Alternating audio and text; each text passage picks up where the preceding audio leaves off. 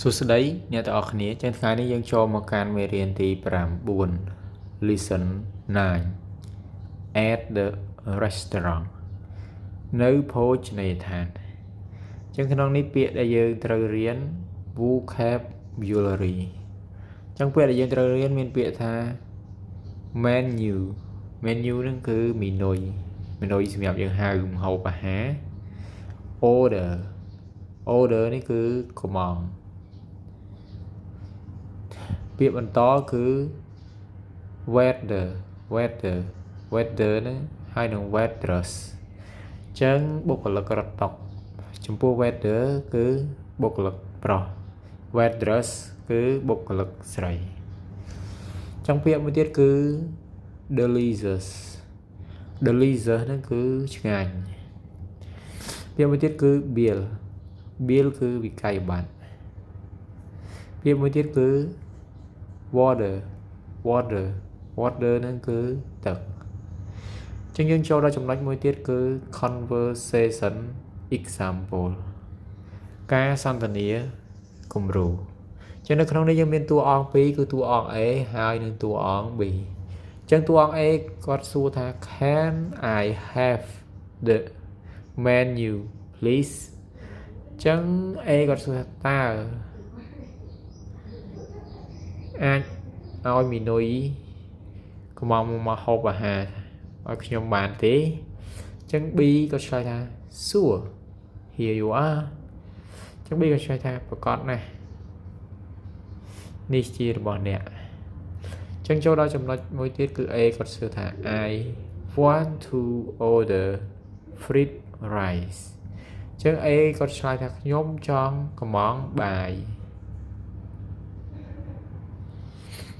ចឹង B ក៏ឆ្លើយថា anything to drink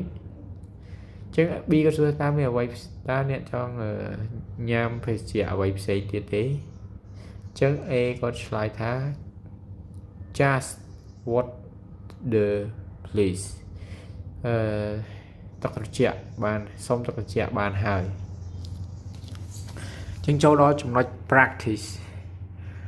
your turn ចឹង practice នេះគឺអនុវត្ត your turn ហ្នឹងគឺវេនរបស់យើងចឹងនៅក្នុងនេះគេថា please answer in English សូមឆ្លើយជាភាសាអង់គ្លេសចឹងនៅក្នុងនេះចំណុចទី1គេសួរថា how do you say for the menu ចឹងសួរថាតើអ្នកនិយាយដូចម្ដេចនេះសម្រាប់សួររមីនុយ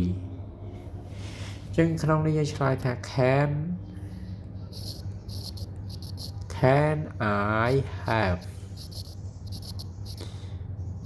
I have the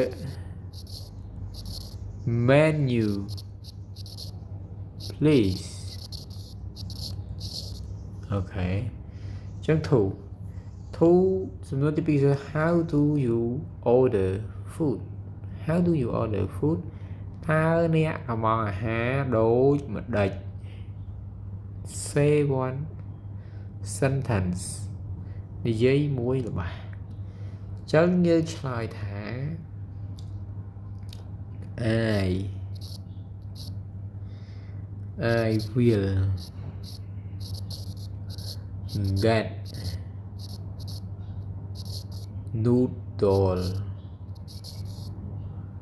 I will get noodle please ចឹងអាចឆ្លើយបានមួយទៀតគឺ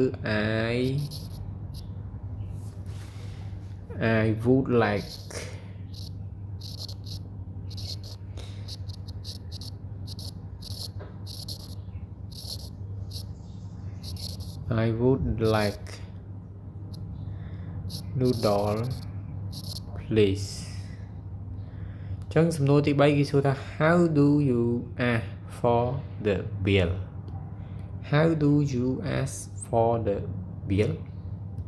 ចឹងយើងឆ្លើយថា can I have the bill please